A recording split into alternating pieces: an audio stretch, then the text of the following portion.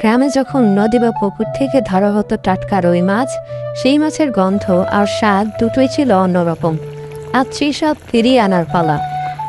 প্রথমে মাছগুলোকে লবণ, হলুদ ও মরিচ দিয়ে মাখিয়ে নিতে হবে। এরপর তেল গরম করে সাবধানে মাছগুলো ভেজে নিতে হবে। মাছগুলো যখন সোনালি হয়ে আসে তখন চারদিকে এক অসাধারণ সুবাস ছড়িয়ে পড়ে।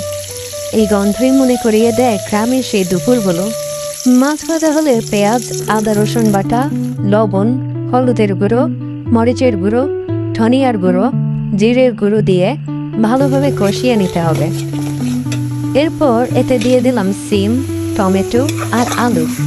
একটুখানি পানি দিয়ে ঢেকে দিলাম। কিছুক্ষণ পর ঢাকনা উঠিয়ে মাছগুলোকে ঝোলে ছেড়ে দিয়ে অল্প আঁচে ঢেকে দিতে হবে। এভাবেই ধীরে ধীরে রান্না হবে। গরম ভাতের সাথে এই রুই মাছের ঝোল, আহা!